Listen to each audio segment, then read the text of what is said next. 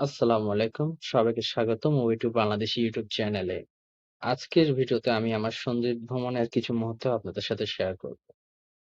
আমরা কমবেশি খবরের চ্যানেলে সন্দ্বীপের যোগাযোগ ব্যবস্থার বিষয়ে জানতে পারি যে তাদের যোগাযোগ ব্যবস্থাটা আরো উন্নত করা প্রয়োজন। সন্দ্বীপ ভ্রমণের সময় আমি এটার প্রয়োজনীয়তা আরো গুরুতরভাবে উপলব্ধি করতে পারি। এতে শিশু ভালো চিকিৎসার জন্য শহরে নিয়ে যেতে হচ্ছে স্পিড বোটে করে। তাছাড়া শিশু থেকে বৃদ্ধ সবার যাতায়াত ব্যবস্থার প্রায়ই অসুবিধা আমরা টিভিতে দেখতে পারি।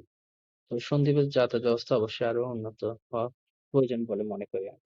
বেশ কয়েক বছর আগে চট্টগ্রামের হালিশহর বিডিআর মাঠ থেকে সন্দ্বীপে সরাসরি বাস সার্ভিস চালু হয়েছে।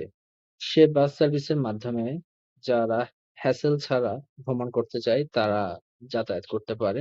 সেক্ষেত্রে খরচটা একটু বেশি হতে পারে এবং সময়ও বেশি লাগতে পারে।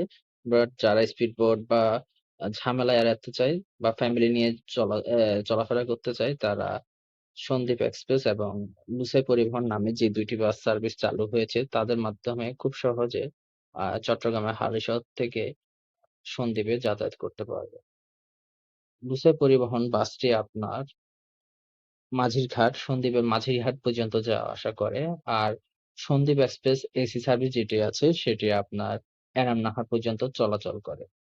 দো ২ টি বাস সার্ভিস আপনার চট্টগ্রামের হালিশহর বিডিআর মাঠ থেকে ছাড়লেও আপনার সন্দ্বীপের একটি মাঝিরঘাট থেকে ছাড়ে লুসাই পরিবহন আর এনামনাহার থেকে ছাড়ে সন্দ্বীপ এক্সপ্রেস নামে বাস সার্ভিসটি।